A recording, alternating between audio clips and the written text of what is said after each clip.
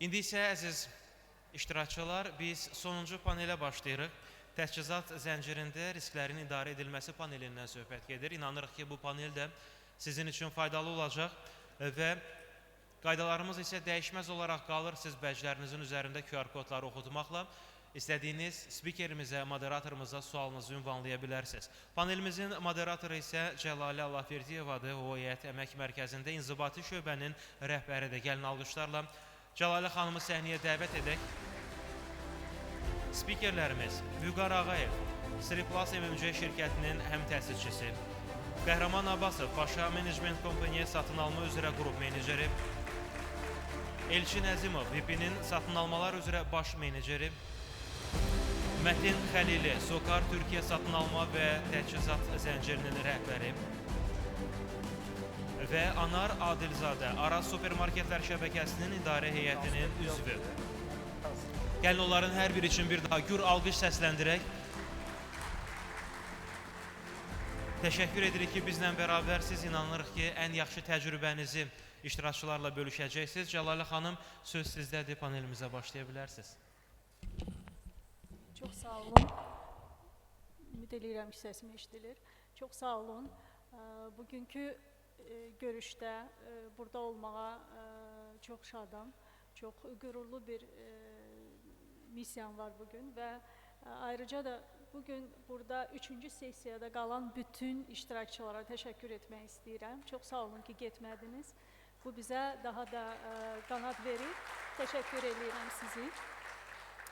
Və bizim bugünkü mövzumuz çox maraqlı bir mövzudur. Təchizat zəncirində risklərin idarə edilməsi. Təchizat zəncirində risklər çoxdur. Bu, təchizat zəncirinin hər bir pilləsində, qərar vermənin hər bir səviyyəsində risklər var və bu risklər barədə biz bugün az sonra danışacağıq. Spikerlərimiz bununla bağlı öz təcrübələrini bölüşəcəkdir. İcazə versəniz, mən artıq başlayım və ilk növbədə mən ilk sualı vermək istəyərdim Mətin bəyə.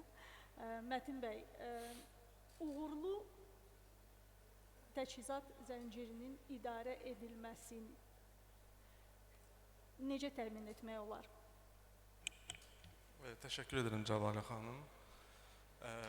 Eyni zamanda təşəkkür edirəm təşkilatçılara da, sonuncu panelə qalan iştirakçılara da. Suala cavab olaraq isə onu deyə bilərəm ki, yəni təcrübə bunu deməyə əsas verir ki, əsasən 3 sütun üzərində bir masanı düşünsək, bu 3 sütunlardan birisi proseslərin idarə olunması, komandanın idarə olunması və maraqlı tərəflərin, stakeholder dediyimiz maraqlı tərəflərin idarə olunmasından keçir. Proseslərin idarə olunması dedikdə hər birini bölərsək, bu pillarları deyək, sütunları. Proses nədir? Proses hansı işi, nə zaman, necə, hansı vasitələrlə həyata keçirəcəyini göstərən bir belə deyək də, sənədlər toplusu, prosedurlar, proses flowchartları, rasi matrikslər, digital altyapılar deməkdir. Yəni bu nə risklərdir? Bu arada bu 3 pillarlar, 3 sütunlar bir-biri ilə əlaqəlidir. Yəni necə ki, masanın bir ayağı 3 sütundan ibarətdirsə, bir ayağı olmadıqda masa aşa bilər. Burada da belədir və bir-biri ilə üst-üstə düşür bu sütunlar. Proseslərin məsələn olmazsa nə olar? Yəni heç bir korporativ idarə etmədən söhbət gedə bilməz. Fırıldaqçılıq, qeyri-profesional yönetim baş verər. Yəni heç nəyi ölçmək mümkün olmaz, belə deyək. Və bunun həlli yolları nə ola bilər? Ümumiyyətlə mən yalnız AI deyil, yalnız digital deyil, həmişə hibrid idarə etmənin tərəfdarıyam. Yəni ilk növbədə dediyimiz kimi bu yazılı şəkildə bunlar yazılmalıdır. Amma bu dinamik bir sənədlər toplusu olmalıdır. Hər zaman referans göstərilib və təkmilləşə bilən istifadə edilməlidir. İkincisi, bu artıq yazıldıqdan sonra, tətbiq edildikdən sonra digital qaydada və hətta AI-yi tətbiq etməklə əgər auditlər %5 seçmə üsulu ilə həyata keçirdisə, AI köməyi ilə bunlar %100 auditlər həyata keçirilə bilər, bütün əməliyyatların auditləri. İkinci, komanda idarə etməsində danışsaq, yəni bizim satın alma işimiz öyle bir işdir ki, motivasiyasız, əgər komanda ilə çalışırıqsa və ya ədalətsizlik görən bir işçi ilə çalışırıqsa, özəlliklə də çox həssas bir işlər görürük. Bu işləməyəcək, yəni qurduğumuz sistem çalışmayacaqdır. Yəni fırıldaqçılığa qədər açıq, vulnerable şəkildə gedəcəkdir işlər. Bunun da ənənəvi həll yolları da var, AI həll yolları da var. Yəni tükənən işçi ilə, hər zaman rutin işləri görən tükənən işçi ilə işləmək, yəni işçi özü maksimum öz efficient çalışmır deməkdir. Yəni treyninqlərdir, promotionların ədalətli edilməsidir və özəlliklə də mən bunu hər yerdə vurğuluram, satın almacı yalnız maaşla deyil, həm də satış işi kimində olduğu kimi bonuslarla da mükafatlandırılmalıdır. Çünki bizzat birbaşa olaraq dəyər yaradır şirkəti üçün. Dolayısıyla orada göstərilən həvəssizlikdən dəyərlər gedə bilər şirkətdə. Yəni və ya fırıldaqçılıqdan da danışa bilərik burada. Dolayısıyla komanda idarə etməsi də özəldir, lazımlı bir məsələdir, pillarlardan biridir. Üçüncü isə maraqlı tərəflərdir. Yəni maraqlı tərəflər kimdir?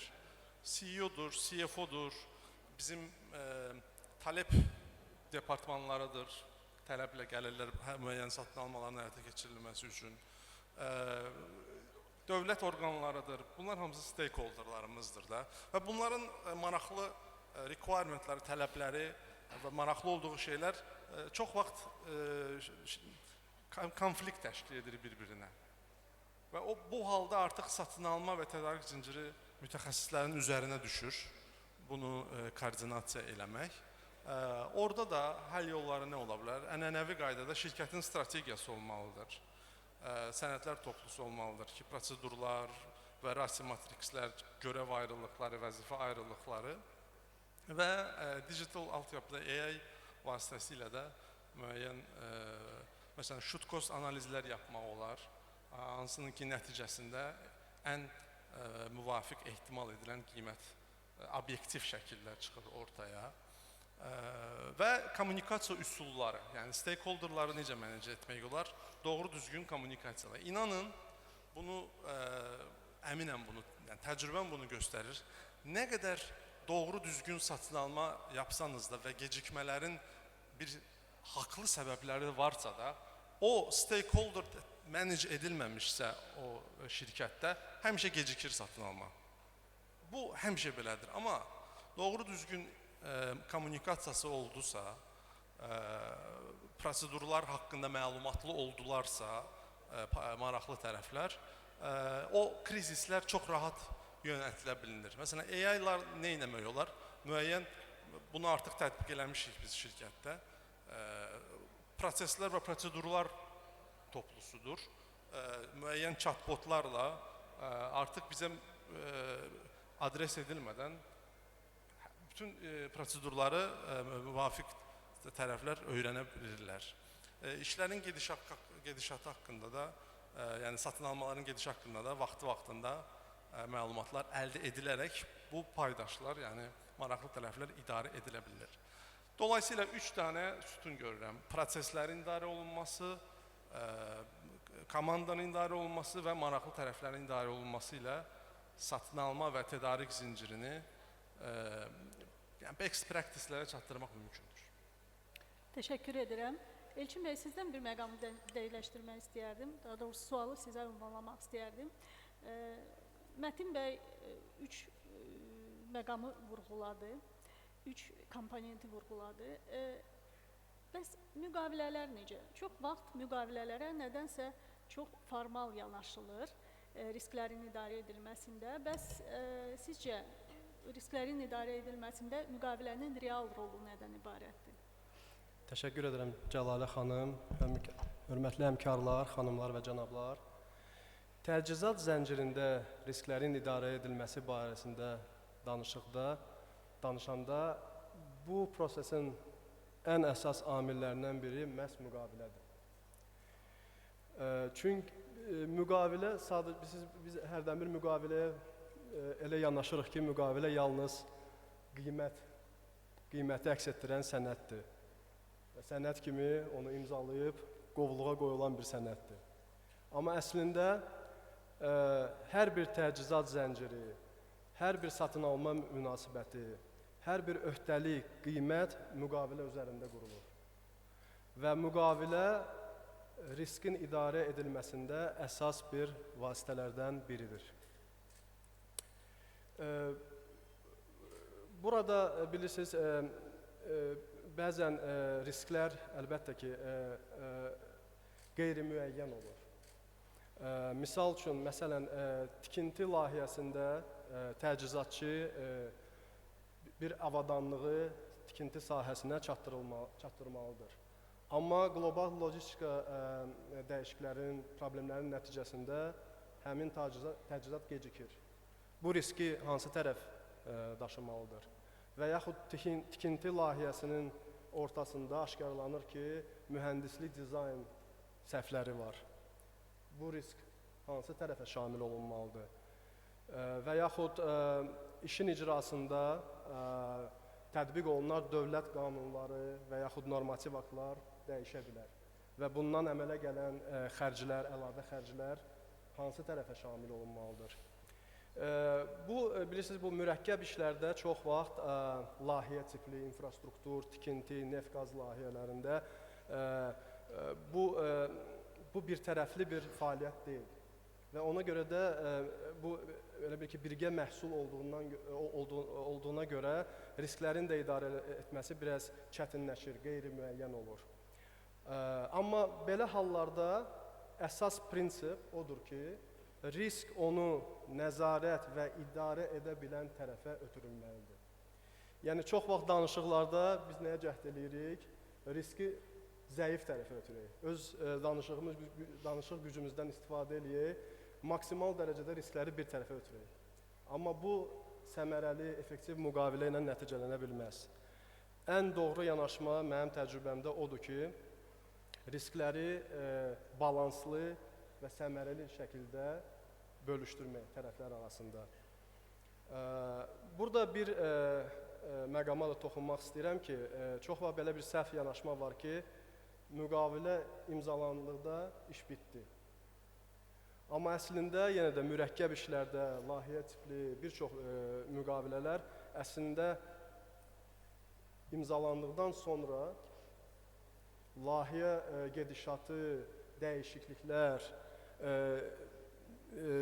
problemlər çıxdıqca iddialar, mübahisələr, yekun hesabata qədər müqavilədə də riskin idarə etməsi davam edir.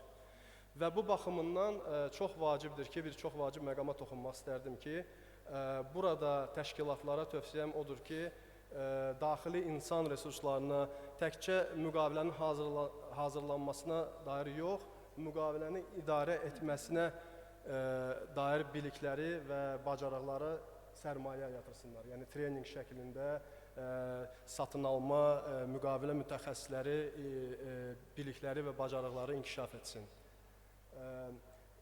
Yekunda demək istəyirəm ki, yenə də ən effektiv müqavilə o müqavilədir ki, hansında ki, risklər balanslı, səmərəli şəkildə bölünüb.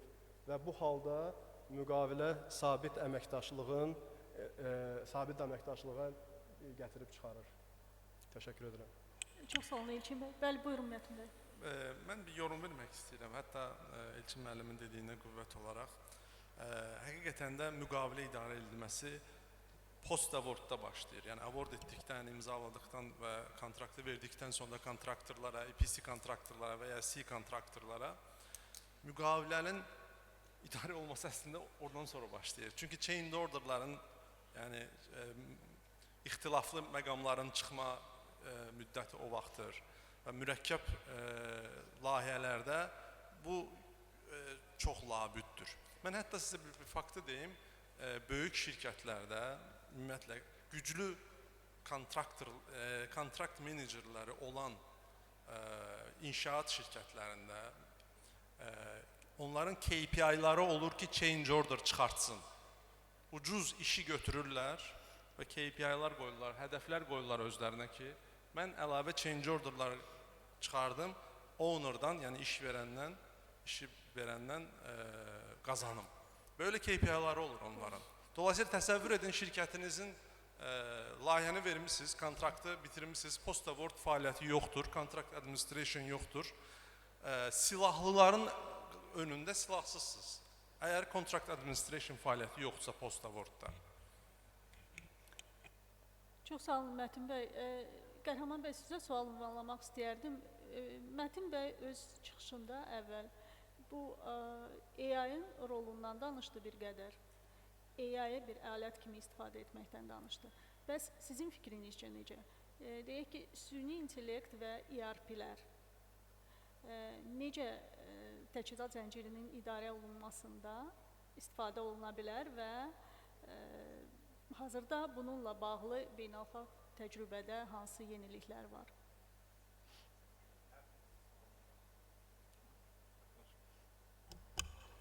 Hər birinizi salamlayıram.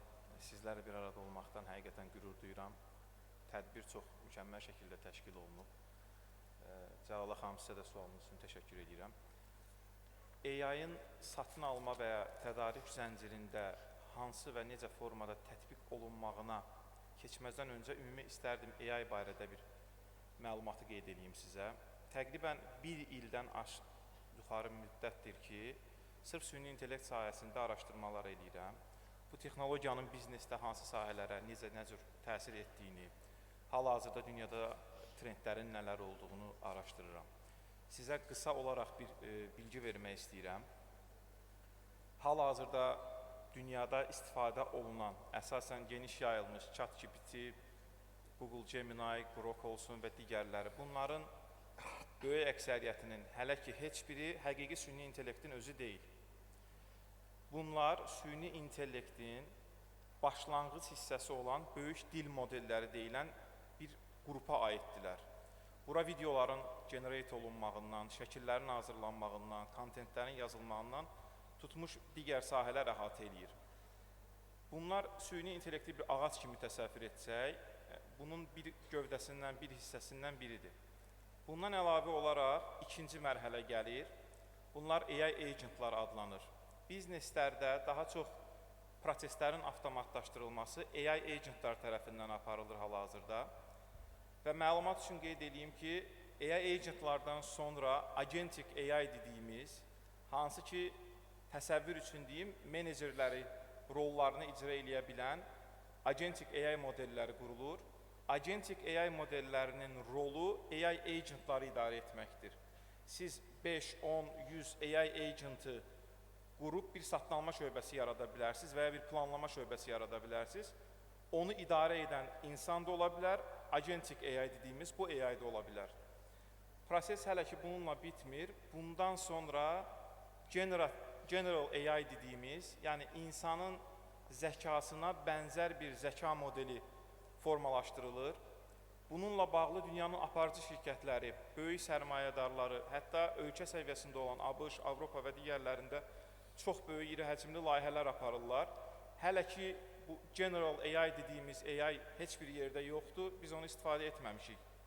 Qeyd edeyim ki, general AI-ya bir növdə biznes dünyasında AI-ın CEO-su deyirlər. Yəni istənilən anda, istənilən bir dünyanın istənilən bir ölkəsində qərar verən rəhbər şəxslərin rolunu üstlənə biləcək bir model hazırlanır və hətta proses bununla da bitmir. Bundan əlavə super intelligence AI dediyimiz, yəni insan zəkasından bir level daha yuxarı olan bir modelin üzərində daha da bir çalışma aparılır. Bütün bunların hamısını bir araya gətirdikdən sonra o həmin süni intellekt dediyimiz bir belə deyim, bir varlıq ortaya çıxır. Təbii ki, istər satın alma, istər marketing, istər finans, bütün bölmələrdə bunun bir təsiri ola bilər. Dünyada hal-hazırda AI-ın götürsək ki, satın alma və ya tədarik zəncirində tətbiqi ilə bağlı hələ ki belə deyim, bu yeni bir doğulmuş körpə formasındadır. Hələ ki bunun böyüyüb nə olacağını, hansı formada nələrə qadir olduğunu hələ ki insan, bəşər tam anlaya bilmir. Ona görə də hələ dünyanın özündə belə bilmirlər ki, məsələn, satın almada kimlər bunu tətbiq eləyir, necə tətbiq eləyir. Bu yaxınlarda Avropada ən böyük Digital Procurement World deyə bir sərgi oldu. Ora yüzlərlə şirkət qatılır, hansı ki AI-yı artıq satın almada tətbiq edə bilirlər. Onlar böyük əksəriyyəti pilot olaraq başlayıblar bu layihələrə və Microsoft, Google və digər şirkətlərdə artıq avtomatizasiyaya başlayıblar. Təbii ki, onların hələ bizim regionlara gəlməyinə bir neçə müddət var. Bir də bir məsələni qeyd eləmək istəyirəm və sonra Cəlalə xanımın sualına döyəcəm. Bizim süni intellekt dediyimiz bu alət 1956-cı ildə yaranıb. Bu alətin özü ilk dəfə Qərbdə ondan o dövrdə danışıblar. Sonra bir növ hələ ki Pandoranın qutusunda qalıb. Lakin 1980-90-cı illərdə internetin çıxandan sonra müəyyən bir insanlar bunu araşdırmağa başlayıblar və artıq 2020-dən bu GPT formatında dünyaya yayıldı. Bəs indi bizi bir hamımızı sual düşündürür ki, bunun satın almada hansı formada tətbiq etmək olar? Qeyd edeyim ki, bayaq dediyim kimi istifadə etdiyimiz daha çox bu böyük dil modelləri hələ ki bizə yalnız prosedurların yazılmağı, risklərin analizi olmağı və digər formatda köməkliklər göstərə bilir.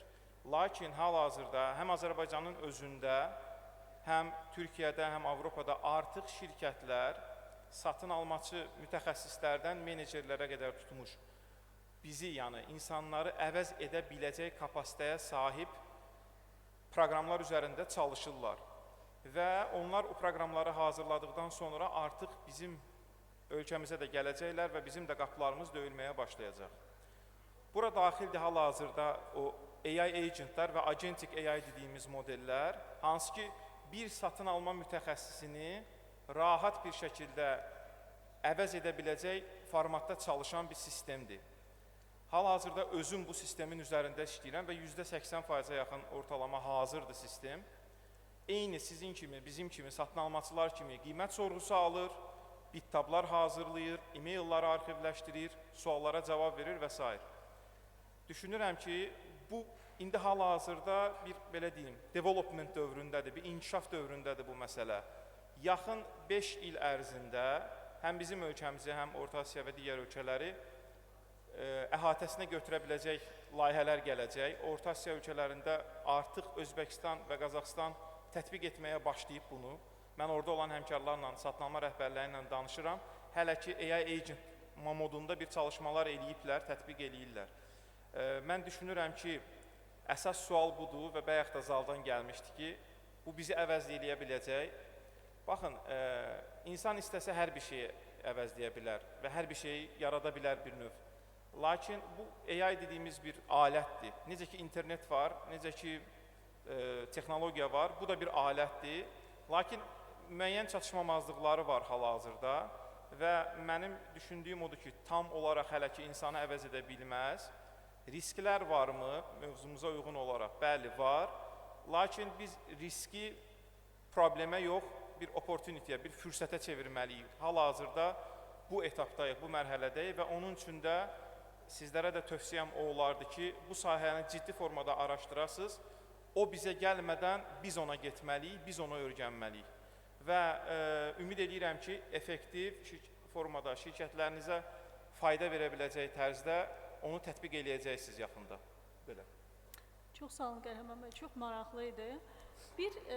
Mən bir məsələni Vüqar bəydən soruşmaq istəyirəm. Vüqar bəy, bax, Qəhrəman bəy hal-hazırda AI-dan, onun tətbiqindən, yəni belə deyək, yüksək materiallardan danışdı. Bizim bugünkü günümüzə görə yüksək materiallardan danışdı.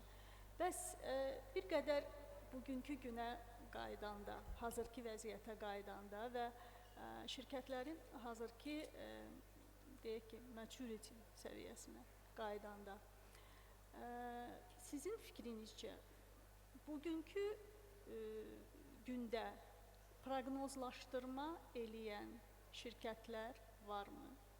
Planlaşdırma eləyən şirkətlər varmı? Ümumiyyətlə, planlaşdırmanın özü, proqnozlaşdırma və planlaşdırmanın özü, o bir üstünlükdür, yoxsa bir zərurətdir?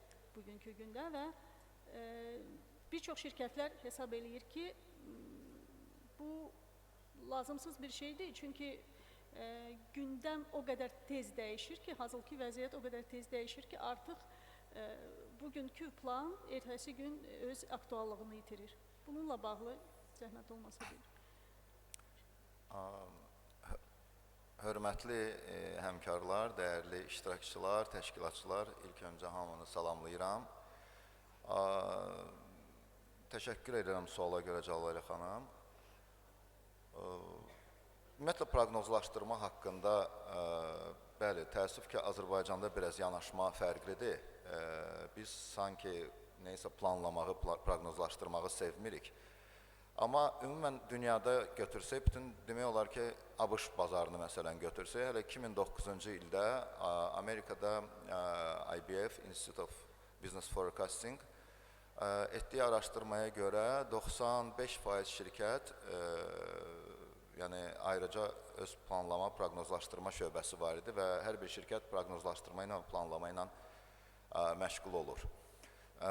Bəli, dünya sürətlə dəyişir və bu dəyişikliklər bizi ola bilsin ki, bugünkü aktual olan mövzu sabahda bizdə aktual olmur.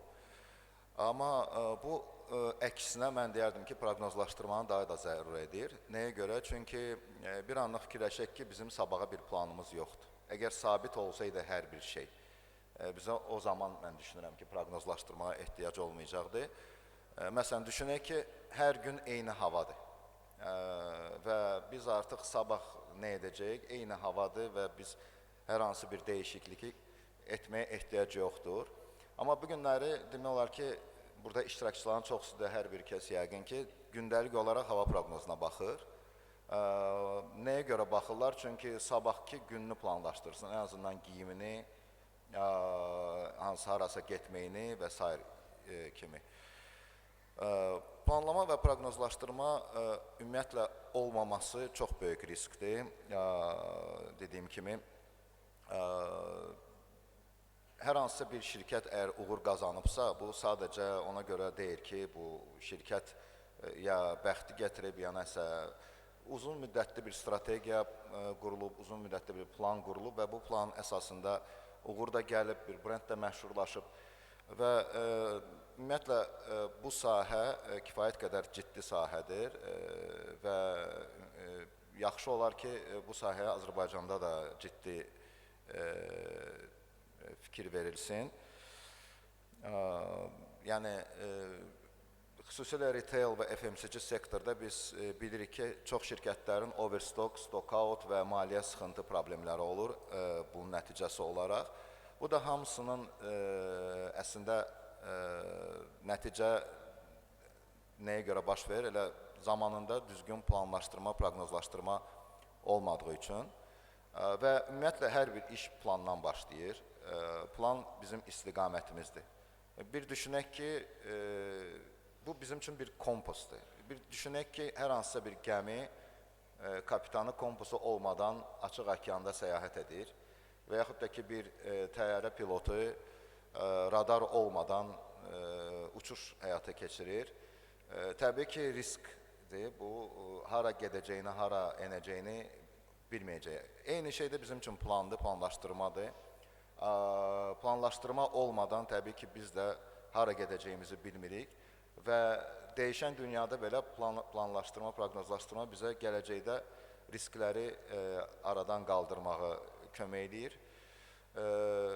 Bir şey də var, proqnozlaşdırma deyəndə hər bir kəs 100% dəqiqlik istəyir, amma 100% dəqiqlik olmur. Biz buna ona görə proqnoz deyirik.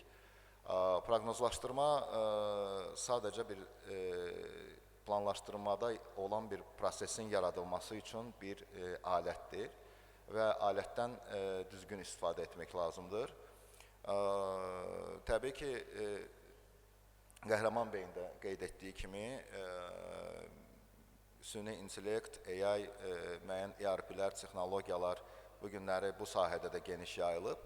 Amma nə qədər geniş yayılsa da, hələ dəyişən dünyada dəqiq proqnoz yenə də verilməsi mümkün olmayacaq. Dəqiq proqnozu sadəcə mükəmməl bir komanda həyata keçirə bilər. Düzgün SNOP prosesləri qurulmaqla, IBP prosesləri qurulmaqla, komanda işi ilə mükəmməl bir nəticə əldə etmək olar. İlk növbədə şirkətlərdə planlaşdırma mədəniyyəti yaradılmalıdır, düşünürəm. Və planlaşdırma mədəniyyəti qurulduqdan sonra prosesləri idarə etmək də daha rahat olacaq. Çox sağ olun. Mən Anar bəy sizə müraciət etmək istəyirəm. Bizim birinci panelimiz peşəkar kadrlarla bağlı bir panel idi dövlət satın almalarında. Və indi də Mətin bəy də kadrların rolunu vurğuladı, komandanın rolunu vurğuladı. Daha sonra Vüqar bəy də vurğuladı. Bu kadrları biz deyək ki, insan resurslarının əhəmiyyəti mövzusuna gələndə, sizin fikrinizcə təchizat zəncirində artan robotlaşma və avtomatlaşdırma bu insan resursları ilə bağlı riskləri aradan qaldırır, yoxsa ki, insan faktoruna yeni və daha mürəkkəb risklər əlavə edir? Mənim səsim ən sona gəlir, çünki baxıram yavaş-yavaş insanlar çıxır. Sona qalmaq özü bir cəsarət tələb eləyir. Çıxan insanlara baxanda danışmaq o da ayrıca bir çətinlikdir. Mən belə bugün iki panelin ikisində də kadrlarla bağlı məsələlərə toxunuldu. Yəni, bəlkə də insan resursları forumunda bu qədər toxunmayan mövzu oldu.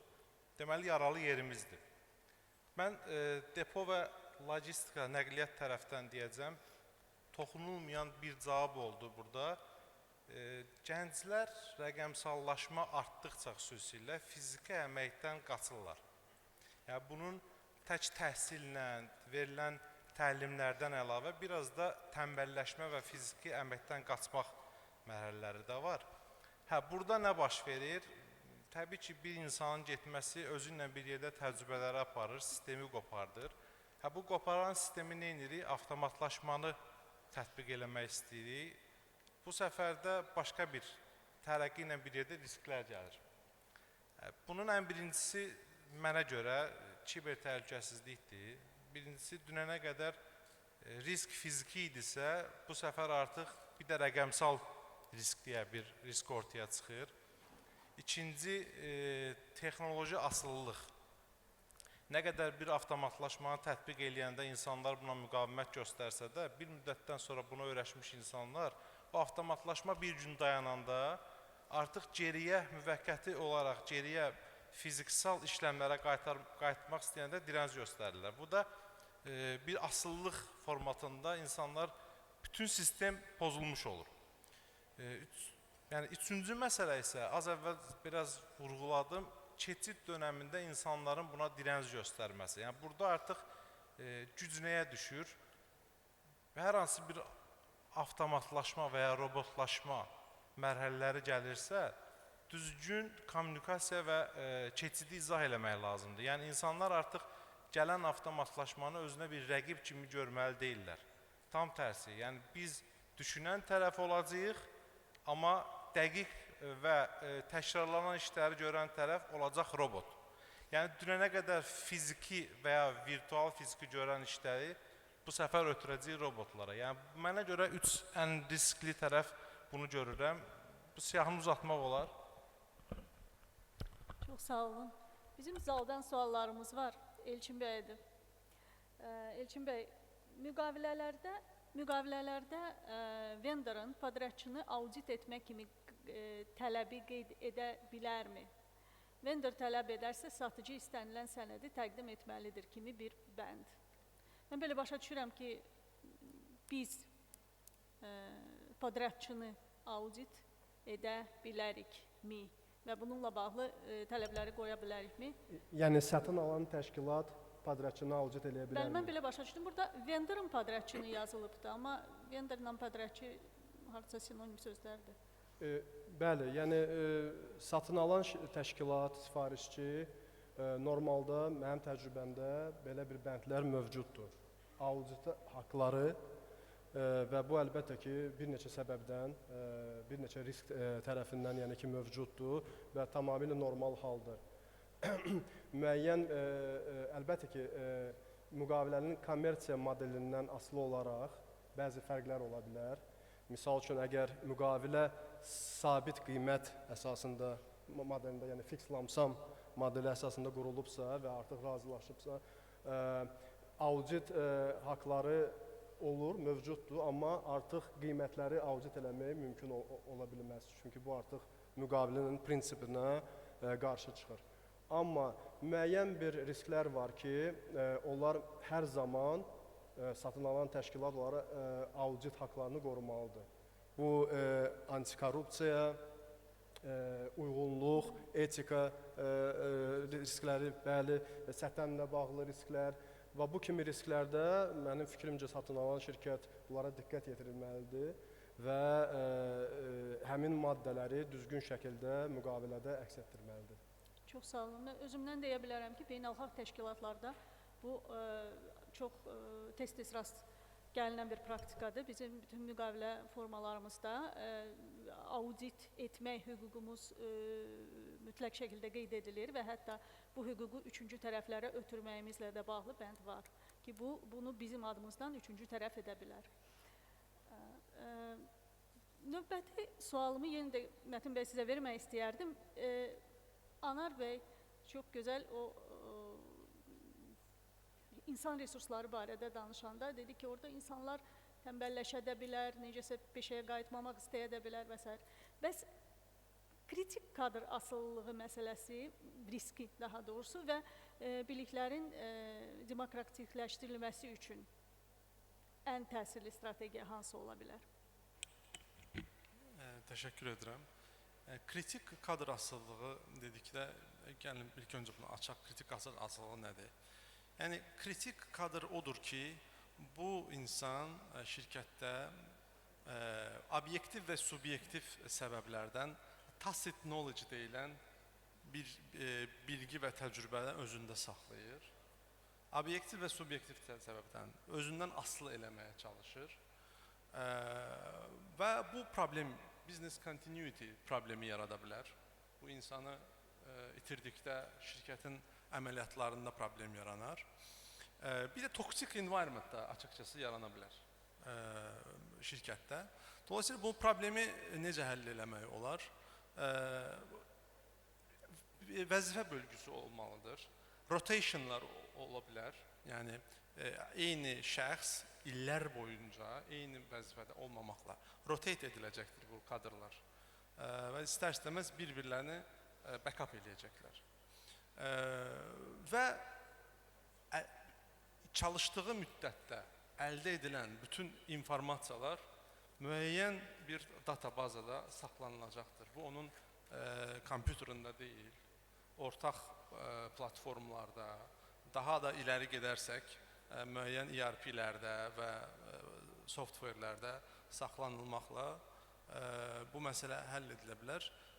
Və şirkətlərdə mütləq və mütləq treyninglər və kurslarla çalışanların səviyyəsini yüksək saxlamaq çox vacibdir. Bəzən şirkətlər buna məsrəfli olduğuna görə buna getmək istəmirlər. Belə kiçik bir lətifə bənzər bir şey də deyim.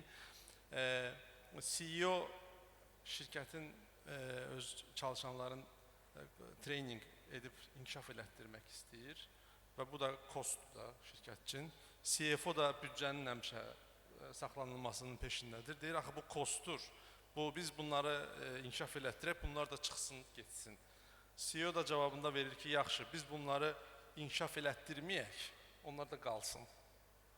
Dolayısıyla bu kritik kadrları onları inkişaf elətdirməklə də aradan qaldırmaq olar bu problemi. Çox sağ olun. Elçin bəy, sizə bir dənə də sual var. Deməli, sual belədir. Risklərin səmərəli və balanslı bölüşdürülməsini praktiki olaraq necə izah edərdiniz? Hər hansı bir case üzərindən.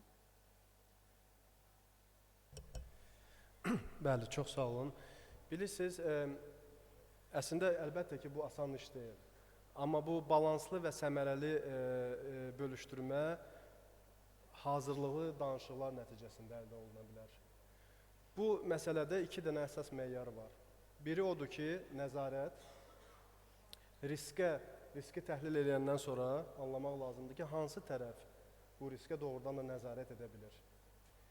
Bir nümunə gətirim. Misal üçün, əgər tikinti şirkəti və yaxud neft platformasında çalışan kiçik bir xidmət göstərən bir şirkətdən tələb olunursa ki, hava şəraiti ilə bağlı riskləri özünə götürsün. Bu, o şirkətin nəzarətindən tam kənar olan bir riskdir. Yəni, hava riskləri nəticəsində gecikmələr baş verə bilər, düzdürmü? O zaman nə baş verir? Ya şirkət bunu öz qiymətinə ötürməlidir, yəni təchizatçı, padrətçi və yaxud da bu risk ümumiyyətlə idarə olunmur, amma baş verəndə o zaman uğursuz layihə nəticələnir. Yəni ki, mübahisələr olur, iddialar olur və s. Ona görə də nəzarət və ikinci məsələ səmərəlik. Yəni səmərəlik deyəndə mən maliyyə, iqtisadi səmərəliyi nəzərdə tuturam. Hər iki tərəf başa düşməlidir ki, bu spesifik riski hansı tərəf daha səmərəli şəkildə idarə edə bilər. Əgər təchizatçıdırsa, əlbəttə ki, tender çərçivəsində, rəqabətli tenderdirsə, bunu yəni qiymətləndirmək lazımdır, dəyərləndirmək lazımdır. Əgər qəbul edici bir səviyyədədirsə, qiymət səviyyəsindədirsə, onu daxil edirsiniz. Bəzi hallarda əslində satılanan təşkilat bu riski özündə saxlasa, bəlkə də bu daha səmərəli ola bilər. Çünki burada sığorta imkanlarından söhbət gedir və s. Ona görə mən balanslı və səmərəli deyəndə bunu nəzərdə tuturam ki, hər bir risk təhlil olunmalıdır və danışıqlar zamanı təkcə qiymətə fokus yox, risklərə də diqqət yetirilməlidir və risklər şəffaf şəkildə müzakirə olunmalıdır hər iki tərəf arasında və nəticədə hansı tərəfə daha məqsəd uyğundursa, o tərəfə ötürülməlidir. Bu o deməkdir ki, birincisi şirkət o risklərin özünü çox yaxşı təhlil etməlidir, başa düşməlidir ki, hansı risklər var. İkincisi, öz imkanlarını yaxşı başa düşməlidir ki, hansı riskləri özü idarə eləyə bilir, özü tənzimləyə bilir və üçüncüsü də qarşı tərəfin tam araşdırmasını aparmalıdır və onun hansı riskləri necə həll edə biləcəyini və hansı imkanları olduğunu da çox gözəl başa düşməlidir ki, bunu siz dediyiniz kimi balanslı şəkildə eləyə bilsin. Tamamilə doğrudur. Təşəkkür edirəm. Mən əslində bir dənə ümumi sual gəlibdi. Təchizat zəncirində risklərin minimum etmək üçün 5 addım. Müqavilələrin idarə olunmasının hansı funksiya icra etməlidir?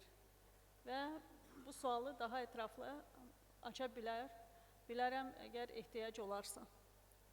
Təchizat zəncirində risklərin minimum etmək üçün 5 addım.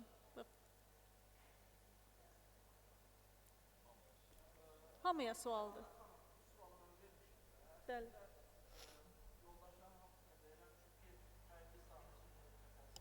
Bəli.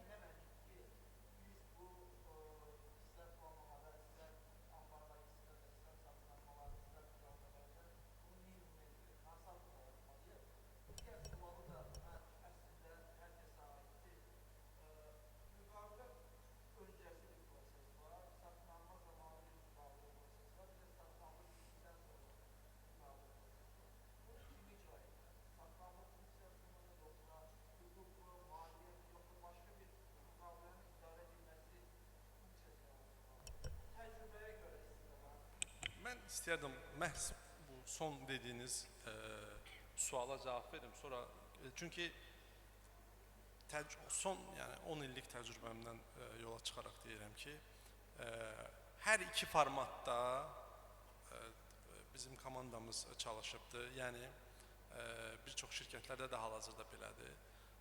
Belə olmayanlar da var təbii ki. Pre-award tərəfini, yəni tenderlər tərəfini satın alma dediyimiz ilkin təklifləri alıb award verilənə qədər bir komanda yerinə yetirir.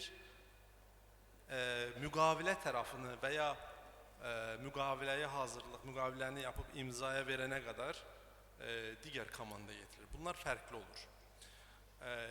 İkinci format dediyiniz isə A-dan Z-yə eyni komanda götürür. Biz o transitionu elədik bir neçə il öncə, artıq 4-5 il öncə və sizi hamını burada təmənni edirəm ki, ən doğru format o formatdır. Eyni komanda həm satın almasını eləyəcək, kontraktını eləyəcək, həyata keçirəcək və Posta Vordunu da eyni komanda həyata keçirəcəkdir. Yəni bunu ayıranda məlumatların itməsi olur. Miscommunicationlar yaranır. Həm komandalar arasında, həm üçüncü tərəflərlə arasında konfliktlər olur. Dolayısıyla ən smooth və seamless şey A-dan Z-yə eyni komandanın pre-word və post-wordunu eyni komanda götürülməsidir.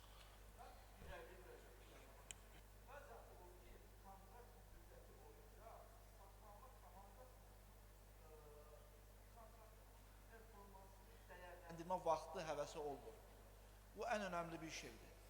Kontraktın performansının dəyərləndirməsi. Biz veririk satın almacı bir əməkdaşa, o xidməti, məhsulu alır, ötürür daxili sifarişçisinə, ondan sonra rahat deyil. Amma hansı şəkildə mal gəldi, müqavilə sonrası hansı addımlar atılmalıdır, müqavilə müddəti boyunca hansı addımlar atılmalıdır, o komandanın, o şəxsin marağında olmalı. Sizcə bunu başqa bir komanda A-dan Z-yə təqib eləməsi daha uyğun olmazmı? Çox sağ olun. Sualınıza cavab vermək üçün ilk öncəki suala gəlirəm. Risklərin idarə olunmasına. Ümumiyyətlə, risk genel, yəni general bir anlamda nə risk? Genel olaraq risklərin böyük bir hissəsini aradan qaldırmağın yolu prosedurların və digital altyapının, yəni digital olmasa da, təbii ki olsa, səmərəliliyi təmin edəcək, şəffaflığı təmin edəcək. Amma çox vaxt şirkətlər deyinir, ISO sertifikatını almaq üçün müvafiq sənədləşdirmə və proses prosedurları edir və qoyur rəfə. Amma bu çox dinamik sənəddir. Əgər o prosedurlarda olacaqsa ki, bu əməkdaş Posta Vordunu da eləyəcək, bunun KPI-ları olacaqdır. Yoxsa bu cavabın, yəni, maaşında kəsinti olacaq və bonuslarını ala bilməyəcək. Bu bərkidilsə altyapı olaraq, o onu eləməlidir, onda işini yapmamış olacaqdır. Rutin tasklar onu həvəssizliyə gətirir, o zaman da Qəhrəman müəllim dediyi kimi AI dəstəyimizə gələcəkdir. Bu dəqiqə müqavilələri draftını çıxardan, üçüncü tərəflərlə məktublaşdırmaları çox rahat şəkildə, üçüncü tərəf sənə məktub yazdı, sənin bir databazan var, hansı ki structured məlumatı yerləşdirir. Sən məktubu verə bilərsən ki, mənə cavab məktubu çıxart, müvafiq satın alma edilmiş və e-mailləri və məktublaşmaları, sözləşməni nəzərə alaraq. Onun çox rutin bir iş, çox asan bir həll yolu ilə təmin edilir. Dolayısıyla bu burnout-u azaldan AI vasitəsilə bunu azaltmaq olar. Bəli, buyurun. Sizin suala qısa bir mən də açıqlama bildirim. Ümumiyyətlə, belə bir yazılı qanun yoxdur ki, bu heç yerdə yoxdur. Nə qərbdə, nə şərqdə, nə bizdə ki, konkret olaraq müqaviləni post-avartdan sonra müqaviləni hazırlayanda kim etməlidir? Bu, şirkətdən şirkətə dəyişən bir şeydir. Amma 2025-ci ildə hansısa böyük bir şirkət bunu müzakirə eləyirsə, satın alma ilə hüquq arasında problemlər yaranırsa, bu anormallıq ümumi şirkətə xas olan bir xüsusiyyətdir. Mən çox eşitmişəm bu sahədə ki, satın almasılar həqiqətən əziyyət çəkirlər. Adam deyir, mən tender eləmişəm, supplier evaluation keçirtmişəm, müqavilə də hazırdır, amma hüquq öz öhdəliyini icra eləmək istəmir, yalnız mənə draft ötürür ki, draftı mən hazırlayayım. Bəs yaxşı, doğru olan necə olmalıdır? Qısa olaraq bildirim, öz təcrübəmə də əsasən. Tövsiyə olunan hal budur ki, kontraktın içində kommersiya şərtlərini, ticarət şərtlərini məhz satın alma təşkil etməlidir. Hüquqi şərtləri, hüquqa aid olan və maliyyəyə aid olan şərtləri, pulun daha çox ödənilməsi və yaxud da pulun idarəçiliyi ilə bağlı finansal tərəfləri, maliyyə bir review eləməlidir. Ondan sonra kontrakt bitdikdən sonra sizin sualınıza uyğun olaraq mənim öz şəxsi tövsiyəm bu olardı ki, idarəçilik də satın almacıda qalsın. Çünki alan adam satan adamı kontrol etməlidir və satan adamın öhdəliklərini də kontrol etməlidir. onu üçüncü şəxsdə, üçüncü bir şöbələrə verilmə halları təcrübə olaraq var Azərbaycanda. Əlavə bir şöbə yaradılır və kontraktın menecmenti həmin şöbədə aparılır. Bu da effektiv nəticə verən yerlər var. Amma genel olaraq yayılan, daha çox təcrübədə çıxan sırf satın alma bölməsinin A to Z bütün prosesi idarə etməyidir. Bu qədər. Mən də əlavə eləmək istəyirəm. Öz təcrübəmdən də götürə bilərəm ki, bir çox şirkətlər ümumiyyətlə müqavilə ümumiyyətlə satın almasının həmişə boynu dönən üçünsə qalır. Və maksimum hüquq departamenti ora müəyyən düzəlişlər eləyir. Amma Qəhrəman bəyə mən tam dəstək verirəm. Bir çox şirkətlərdə, müqavilələrdə gecikmələr ödənişə görə olur. Ya şirkətin hansısa cash flowsunda bir problem olur, ya nəsə. Müəyyən gecikmələr maliyyə tərəfindən də baş verir və arada ciddi gecikmələr də olur. Hətta şirkət tanıyıram ki, bir ayla avans ödənişi gecikdirir. Belə şirkətlər var və daha sonra malın təchizatında problem yaranır və nəticə olaraq da bütün o planlama olsun, satın alma, bütün proseslər dağılır satışa qədər. Və təbii ki, orada KPI-lar ümumiyyətlə qoyulması düzgün olar və maliyyə hər bir departamentdə orada məsuliyyət daşımalıdır. Maliyyə də satın alma məhz təchizat tərəfinə baxmalıdır. Digər tərəfləri də hüquq tərəfinə də hüquqşünas. Bir iki əlavə olar eləyim. Mən nəyə toxunmaq istəyirəm? Əlbəttə ki, bəlkə dediklərimin bəziləri kiçik şirkətlərə o qədər də şamil oluna bilməz. Çünki insan resurslarının məhdudluğu var, düzdürmü? Kiçik şirkətlərdə bir nəfər bəlkə də həm hüquqşünasdır, həm təchizat üzrə mütəxəssisdir və hətta bəlkə texniki ekspertdir. Amma bütün bu satın alma prosesində əlbəttə ki, təchizat, müqavilə mütəxəssisinin rolu əsasdır, mənim fikrimcə. Bütün prosesi koordinasiya eləyir. Amma burada vacib məqam komanda daxili koordinasiyadır. Mürəkkəb, yəni işin mahiyyətindən asılı olaraq burada həm hüquqşünaslar cəlb oluna bilər, çünki müəyyən mürəkkəb öhdəliklər, orada bir hüquq riskləri ola bilər, onlar qiymətləndirməlidirlər. Texniki ekspertlər, mühəndislər, layihə menecerləri, bir nümunə gətirim. Misal üçün, offshore bir işlərdə, çox bir müqavilələrdə ətraf mühitin çirkləndirilməsi məsuliyyəti var. Və əlbəttə ki, tenderdə iştirak edən şirkətlər onu məhdudlaşdırmağa çalışırlar. Çünki bu böyük bir məsuliyyətdir, böyük bir maliyyə riskidir. Burada bu riski düzgün dəyərləndirmək üçün təchizat mütəxəssisinin, yəni ki, bacarığı səriştəsi kifayət eləmir. Çünki orada müəyyən texniki risklər var. Və işin mahiyyətindən asılı olaraq texniki ekspert öz rəyini bildirməlidir ki, sırf bu işdə ətraf mühitin çirkləndirilməsi riski nə dərəcədə yüksəkdir. Və onun əsasında satın alan təşkilat bu qərarı verir və danışıqlara hazırlıq görür. Yenə də əsas burada hazırlıq. Danışıqlar, danışıq planı riskləri düzgün dəyərləndirməlidir. Bu fikrimcə komanda səyi olmalıdır və burada təchizat mütəxəssisinin rolu əsasdır, koordinasiya rolu əsasdır. Və eyni şəkildə post-avortda imzalanandan sonra bu riskləri əlbəttə ki, idarə etmədən təchizat və müqavilə mütəxəssisinin rolu çox böyükdür. Amma eyni şəkildə də bütün komanda üzvləri müqaviləni bilməlidirlər. Ən azından əsas şərtlərini, hansında ki, biz imzalamışıq, o şərtləri bilməlidirlər və risklərdən agah olmalıdırlar. Anar bəy, buyurun. Cəlalə xanım, mən bu suala cavab vermək istəyirəm. Sırf ona görə ki, Fərid bəy sualı ümumi ünvanladı. Əslində, mən müqavilə prosesində sifarişçiyəm. Fərid bəylə də bir yerdə işlədiyimiz müddətlərdə çox uğurlu sifariş və müqavilə idarə etdiyimiz məqamlar çox olub. Mən öz fikrimi bildirim. Əslində, bir müqavilə prosesi bir layihədir. Başlanğıcı var, sonu var. Məncə, orada layihə rəhbəri olaraq da elə təchizatın özünün olması çox yaxşı olar ki, uğursuz olmasın.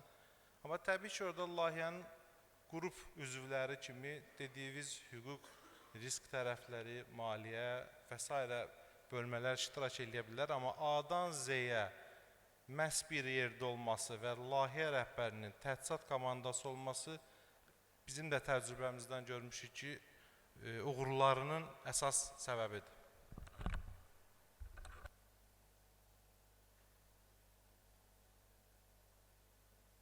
Çox sağ olun. Mən burada suallara baxıram. Deməli, bir sual var. Tək təchizatçıdan asıllılıq şirkətin fəaliyyətinə hansı gözlənilməz riskləri yarada bilər və bu risklərə qarşı ən effektiv tədbir nədir? Məncə, dayanıqlıq mövzusuna və risk təchizat zəncirinin idarə edilməsi mövzusuna çox belə açıq bir nümunədir təchizatçıdan asıllılıq.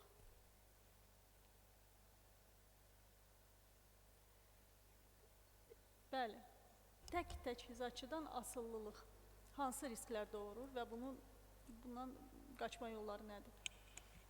Mən həmişə onu gördüm. Əlbəttə ki, bəzən elə vəziyyətlər olur ki, single source təchizatçı, tək mənbədən asılı vəziyyətdə qalırıq. Amma həmişə onu gördüm ki, həmişə də premium qiymətləri onlar verir. Dolayısıyla hamıya bunu məsləhət görürəm ki, bilsəniz də ki, işi ona verəcəksiniz, sürəcinizi, yəni proseslərinizi həyata keçirin və minimum 3 təklifi alın. O yaradılan rəqabət ortamı, dırnaq arası deyək də, çünki bilirsiniz ona gedəcək. O onu məcbur edir ki, qiymət aşağı düşsün. Həmişə bunu görmüşəm. Dolayısıyla bəzən tələb yaradılan, yəni tələb departmanında budur, bizim bu işi bu görə bilər, nə bilim, equipmentimiz bundan ibarətdir, okey, o olacaq, narahat olma. Biz prosesimizi eləməliyik, auditimiz var deyib, o prosesi həyata keçirir. Qiymət aşağı düşəcək, ilkin qiymətdən müqayisədə. Bəs o digər iki şirkətə qarşı bu nə dərəcədə ədalətli olacaq? Düzdür, orası var, amma əgər o texniki göstəricilərini sübut eləsə ki, o səviyyədədir, qarşılaya bilir. Əgər ora qatılırsa, demək ki, iddiadadır da, onun da nəzərdən keçirilə bilər, belə baxdığımızda. Təbii ki, mən iş verən olaraq, yəni işi verən bir şirkət olaraq öz risklərimi düşünəcəm. Bunun texnik puanı biraz yüksək ola bilər, amma elə bir ucuz qiymət verə bilər ki, skorboardda fərqli qərar da çıxa bilər. Amma o satın almacı olaraq o prosesi həmişə işlətməkdən çəkinməyin.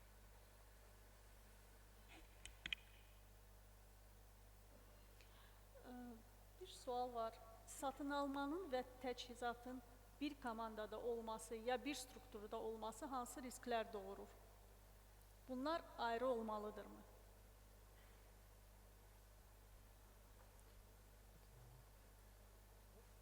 İcazənizlə mən bu suala bir cavab verim. Həm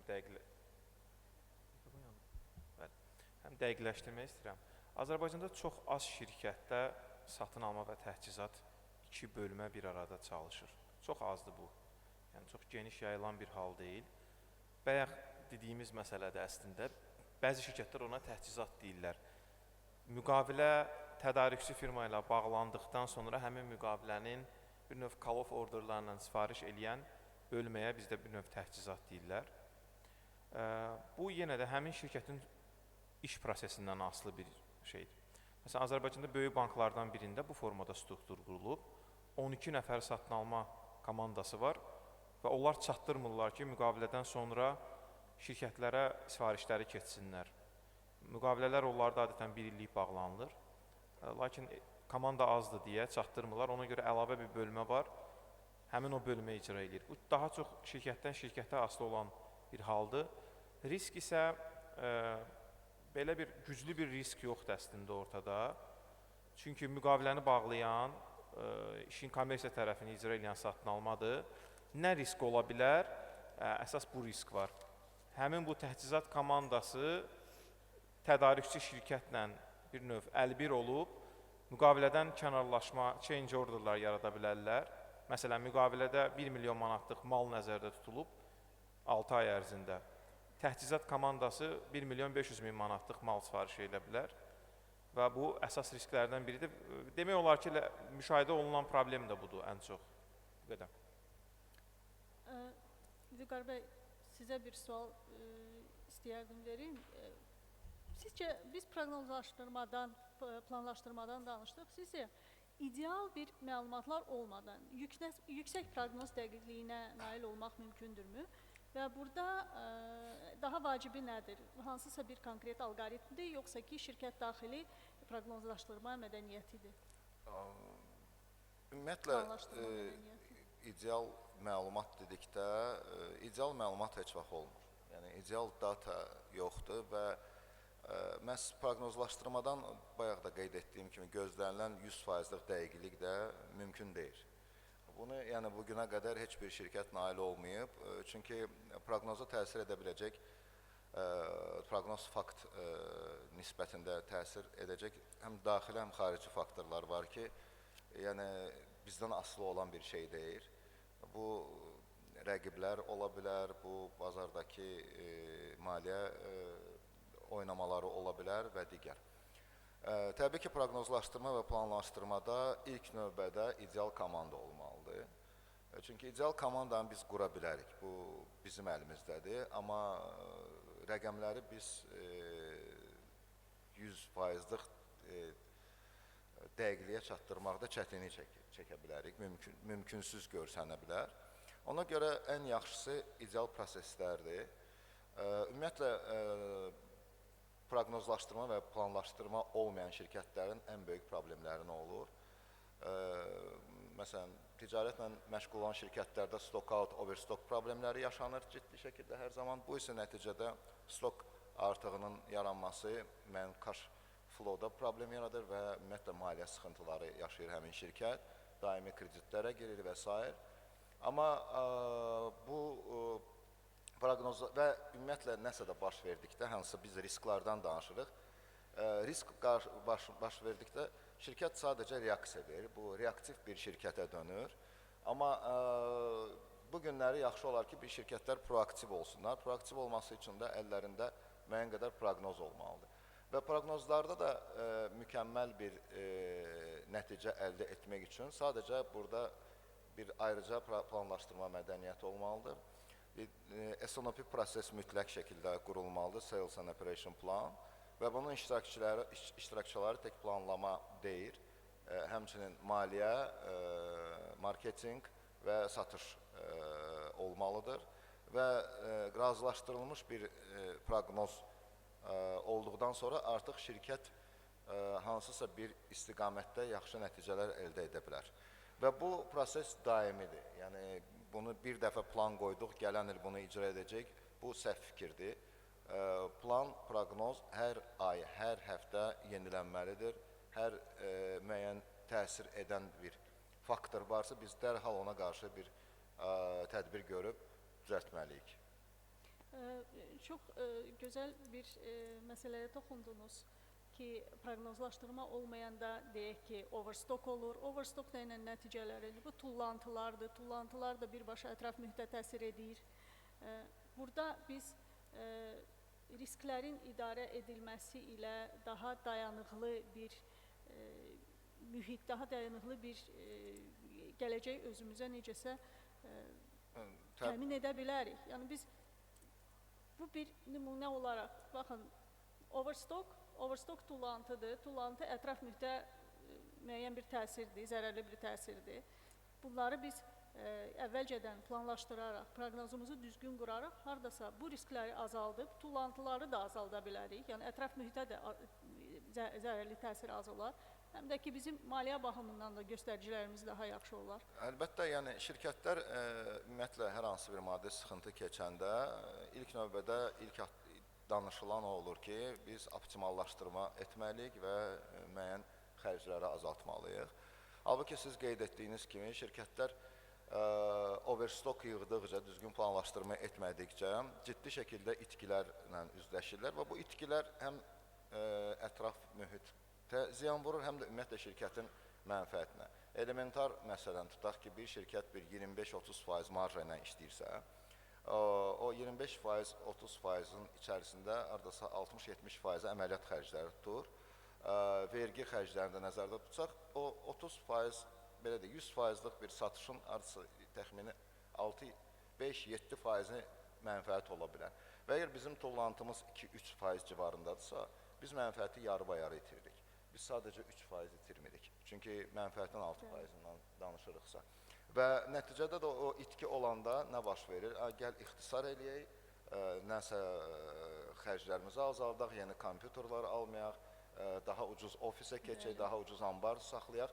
Və bu nəticə olaraq hamısı düzgün planlaşdırma, ümumiyyətlə planlaşdırmamanın olmamasından irəli gəlir. Və düşünürəm ki, ümumiyyətlə çox vacibdir. Planlaşdırma ümumiyyətlə xarici şirkətlər, qərb şirkətlərinə xüsusilə baxsaq, uğur qazanmış şirkətlərə hər birinin öz spesifik planlaşdırma, proqnozlaşdırma, demand planning departamenti var. Və hətta son illərdə artıq bu demand planning deyil. Bu artıq supply chain planning adlanır. Çox sağ olun Vüqar bəy. Mətin bəy buyurun. Qısa bir şey ilə əlavə edəcəm ki, planlaşdırma, satın almanın planlaşdırılması edərkən, məsələn, bizdə şirkətlərimizdə necədir? Maintenance var, baxım tərəfi, project var, administrative support tərəfi var. Əsasən bunlardan satın almalar edilir. Planlaşdırılarkən onlar öz tələblərini irəli sürürlər də növbəti il üçün. Çox sadə, planlaşdırma məsuliyyət yaradır. Gələn il, əgər həmin departament nəyisə yenidən gündəmə gətirib istəyəndə, bunu əsaslandırılmalıdır. Dolayısıyla bunu tətbiq edərkən əgər şirkətlər çox ciddi yanaşdıqdan sonra bu planlaşdırmaya görəcəklər ki, növbəti ildə yenidən yaranan tələblər azalıbdır. Çünki o məsuliyyət daşıyır bir öncəki verdiyi rəqəmə və tələbinə. Mən belə başa düşürəm ki, Vüqar bəyin dediyi elə o məqamdır ki, çox vaxt planlaşdırmada yalnız deyək ki, əvvəlki dövrlər nəzərə alınır, amma bir çox amillər proqnozlaşdırmada nəzərə alınmır və bu da həmin o gələcək dövrün planlarını həqiqətə uyğunluğunu, yəni probability-ni aşağı salır ki, bu doğrudan da bu plan doğrudan da gerçəkləşəcəkdir, ya deyək ki, heç olmasa 90%, 80% gerçəkləşəcəkdir, bu ehtimalı aşağı salır. Bilirsiniz, əslində planlaşdırıb proqnoz qoyanda hamı yenə də dərhal bir nəticə istəyir. Məsələn, satışda uğur tez qazanmaq olar, yeni avadanlıq gətirib nəsə yeni bir məhsul istehsal edib tez uğur qazanmaq olar. Amma proqnozlaşdırma elə bir sahədir ki, orada dərhal uğuru gözləmək də düzgün deyil. Mən düşünürəm ki, hardasa bu sıxıntı da buralardan gəlir, dərhal nəsə gözləntidən. Anar bəy, icazə versəz sualı sizə verərdim. Biz indi insan faktorlarından danışdıq, proqnozlaşdırmadan, bunu necə etmək olar. Yəqin ki, gələcəkdə Qəhrəman bəy də bizdə süni zəkadan, süni intellektdən və süni intellektin bizə açdığı imkanlardan danışdı.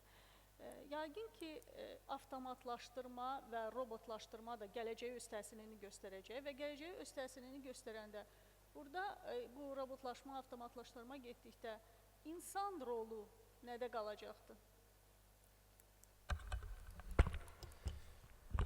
Logistikada sizin sahənizdə. Tamam, mən logistika tərəfindən cavab verəcəm. Çünki əks tərəfdən cavab versəm, Qəhrəman bəy inciyər yanaşmamdan. Mən belə bir şey deyim, düşünürəm ki, şəxsi fikrimdir, texnologiya heç bir zaman insan üzərində liderlik eləyə bilməyəcək. Çünki niyə? Belə əsaslandırım. Liderliyin bir çox vacib məqamları var. 2 dənə vacib məqamı var ki, onu heç bir süni intellekt, bəlkə gələcəkdə əqli dediyimiz, bilmirəm, heç bir süni intellekt hələ ki tətbiq eləyə bilməyib. Bu nədir? Bir məsuliyyətdir, 2 empatiyadır. Yəni, bunların ikisini də heç bir süni intellekt qarşılaya bilmir. Yəni, qarşılaya bilmədiyi üçün də yalnız datalarla, rəqəmlərlə insana hökm etmək, liderlik etmək düşünmürəm ki, bu dəqiqə mümkündür. avtomatlaşma artanda, robotlaşma artanda nə baş verəcək insanda? İnsanın rolu yox olmayacaq, dəyişəcək. Hə, nə baş verəcək? Bu da bir təkamül prosesi kimi dəyərləndirmək olar. İnsan artıq fiziki işlərdən idarə edici və qərar verici, məsuliyyət götürücü, empati qurucu, rəhbər idarə etmə formatlarına çevrilə bilər. Amma tam olaraq gəlsin süni intellekt, avtomatlaşma insanı rolunu bir kənara qoysun, mən belə düşünmürəm. Bir də elə Qəhrəman bəy, sizə bir sual var. Əgər süni intellekt gələcəkdə satın alma əməkdaşlarının yerini aldığı təqdirdə onun özünün auditi və ya nəzarəti ümumən necə düşünülür? Sual həqiqətən çox gözəl sualdır. Çox da ağır sualdır. Çünki biz zaten satın almasılar auditlərlə problem yaşayırıq. Onlar da gəlib yaşayacaqlar. Bir şey qeyd edeyim. Satın almanı deyək ki, bir AI agent və yaxud da hər hansı başqa bir sistem gəldi 5 nəfərlik satın alma komandasını əvəzlədi. Bu əvəzləmə o demək deyil ki, həmin bölmədə insan olmayacaq. Menecer və yaxud da head dediyimiz, direktor dediyimiz şəxslər mütləq qaydada AI-in yaradıcıları da bunu deyir ki, süni intellektlə avtomatlaşdırılmanın idarə olunması insana bağlı olmalıdır. İnsansız heç bir yerdə tam avtomatlaşdırılma olmamalıdır. Bu halda birinci növbədə həmin çalışan AI agentların, bir növ satın alma mütəxəssislərinin izlənilməsi və kontrolu həmin satın alma menecerinin vəzifəsində olacaq və auditorlar gəldikdə ilk növbədə veriləcək sual, bu xarici platformalarda da böyük müzakirə olunub, həmin bu sual, çox gözəl sualdır həqiqətən. Və auditorların da gəlib ilk verəcəyi sual onları idarə edən satın alma rəhbərinə olacaq. Sən bu agentları, bu proqramları hansı qaydada idarə eləmsən, bir protokol, bir prosedurdan kənarlaşman olubmu? Hə, deyim ki, bəlkə də ola bilər 100 ildən sonra auditor da AI ola bilər, amma hələ ki o nəzərdə tutulmuyub. Bundan əlavə Anar müəllimin də qeydinə əsasən deyim ki, Amazon şirkəti növbəti 2-3 il ərzində 600.000 işçini ixtisarını planlaşdırıb və məqsəd tam süni intellekt və robotlaşdırmanı tətbiq eləməkdir. Yəni, risk olaraq bu var, amma bu AI-in teoriyasını quranlar belə, hətta 1970-ci ildə bunu nəzəriyyə olaraq Qərb universitetlərində keçəndə ki, belə bir texnologiya gəlir, onların da bütün nəzəriyyəsində odur ki, bu texnologiyanı mütləq insan idarə etməlidir. Və keçən ilin oktyabrında mənim Avropa səfərində Almaniyada biz bir 30-40 müəssisəni gəzdik. Bizim Veysaloğlu, Araz və Aurora kimi eyni o kapasitədə şirkətlər var idi. Günlük 3 milyon ədəd ambar hərəkəti olan bir müəssisəyə getdik. Orada cəmi 2-3 nəfər insan var idi. Əvvəllər 40-50 nəfərə yaxın insan çalışırdı orada. Mən sual verdim ki, bəs insanlar hanı? Onlar yaxşı bir şey dedilər. Dedilər, avtomatlaşdırılma varsa, həmin avtomatlaşdırma ilə əlaqədar dövlət tərəfindən və özəl şirkət tərəfindən əlavə vakansiyaların açılmağı deməkdir. Eyni ilə də süni intellektlə bağlı hal-hazırda yeni yaranmış 50-dən çox vakansiya var. AI Project Manager, AI Engineer, yaxud da AI Architector və digərləri. Yəni, gələcəkdə insanların artımı olur, bizneslər böyüyür, risk olaraq insan əvəzləmə riskləri var, lakin müsbət tərəfi odur ki, yeni vakansiyalar, yeni peşələr də ortaya çıxacaq. Ona görə təlaşa düşməyə, hansı bir panika yaratmağa ehtiyac yoxdur. Yoldaşlar, öyrənməliyik bunu. Öyrənməliyik. Yəni, durmadan, ara vermədən və bunu biz təkcə öz şəxsi inkişafımız üçün yox, həm şirkətimizin, həm ölkəmizin inkişafı üçün. Bugün dünyada iki ölkə arasında strateji tərəfdaşlıq müqavilələri imzalananda əvvəl hərbi, elmi və maliyyə bölmələri olursa, bəndləri olursa, indi süni intellekt deyə ayrıca bir bənd var. Bu artıq dövlətlərin proqramıdır, nəinki bizlərin və ya şirkətlərin. Ona görə də sizin kimi intellektual, gənc, yetənəkli şəxslərin bunu asanlıqla öyrənməzi və asanlıqla sizin idarəçiliyinizin qurulmağı çox mümkündür bu. Ona görə də hər birinizə də öz adından uğurlar arzu edirəm.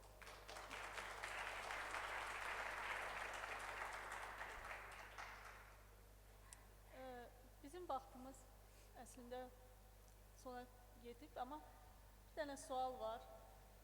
onu vermək istəyərdim. Mətin bəy sizə veriblər. Çox texniki bir sualdır, amma qısa cavablandırmaq olar. Sizcə ərazisində tikinti aparılan, bilmirəm nəyə görə sizə veriblər, məncə Elçin bəy də bunu cavablandıra bilərdi, amma yenə də.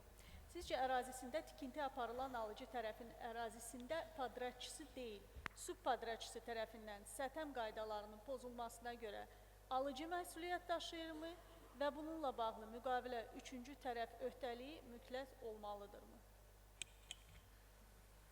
Məncə hər bir halda ownerla, yəni işverən, sifarişçi ilə, üzrən türkçə işverən gedir o sifarişçi kəlməsi.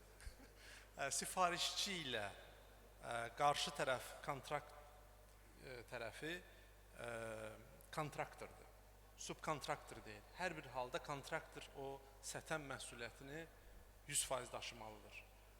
Amma əgər owner şirkət özü də HSE sətəm standartlarını yüksək səviyyədə həyata keçirməyi düşünürsə, yəni bu meyarlara çox ciddi fikir verirsə, bu onun üstünə atıb nə baş verərsə onluqdur deyib keçərsə, inanın o kontraktor inkişaf eləməyəcəkdir. O kültür, yəni culture demək ki, sifarişçidə yoxdur. Onun özü də məhz Elçin bəyin bayaq vurğuladığı kimi limited, yəni sayda audit haqqı varsa, onun birinci HSE haqqıdır.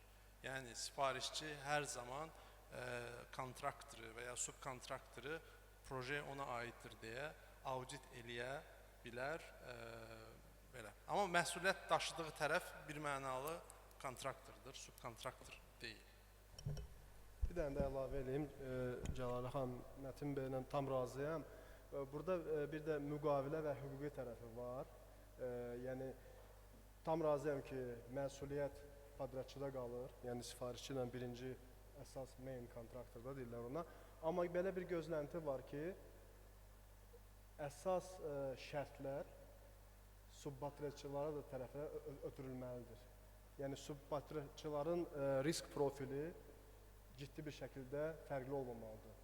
Çünki bu dediyim kimi birgə məhsuldur layihə, bir sahədə bir neçə təşkilat çalışır və çox vacibdir ki, burada eynilik olsun. Və o baxımından, yəni müqavilə şərtləri gözləntidir ki, subpadratçıda da eyni öhdəliklər əmələ gəlsin. Və bu artıq padratçının bir öhdəliyidir ki, öz danışıqlarında həmin o sətəm şərtlərini subpadratçıya ötürsün. Çox sağ olun. Bununla biz bu sesiyanı bağlamalı oluruq. Bizim cavab axtarmalı olduğumuz suallar çoxudur. Amma vaxt məhdudiyyətinə görə biz burada bitiririk. Çox sağ olun ki, bugün gəldiniz. Öz dəyərli təcrübənizi bölüşdünüz. Suallara cavab verdiniz. Çox sağ olun. Hər birinizə təşəkkür edirik. Həm spikerlərimizə, həm də moderatorumuza çox sağ olun və ənənəmizə sadıq qalırıq. Sizə təşəkkür plaketlərimiz var. Xahiş edirik ki, onları bizdən təhvil alasınız. Həm də bizim sponsorlarımızdan da hədiyyəmiz var. Biz onlara da hər birinə təşəkkürümüzü bildiririk Gutenbergdən və Başkent Restoranlar şəbəkəsindən sizə hədiyyəmiz var. Əziz spikerlərimiz, çox sağ olun, zaman ayırdınız və bugün zirvənin son saatına kimi, son dəqiqəsinə kimi bizdən bərabər olan hər bir qonağımıza da xüsusi təşəkkürümüzü bildiririk və sonda bugündən bir xatirə şəkli çəkdirəcəyik. Rica edəcəyik ki, axıra kimi bizdən bu zirvədə bərabər olan hər bir iştirakçımız, hər bir qonağımız sonda səhnəyə buyursun və kollektiv foto çəkəcəyik. Bu ildən, bugündən, bu zirvədən bir yaddaşa həkk olunacaq məqam olacaq. Çünki artıq ikinci dəfədir ki, uğurla baş tutan zirvəmiz məhz sizin iştirakınızla yekunlaşır. Hər birinizə təşəkkür edirik və gəlin sonuncu panelimizin spikerlərinə, moderatoruna təşəkkür alqışımızı səsləndirək.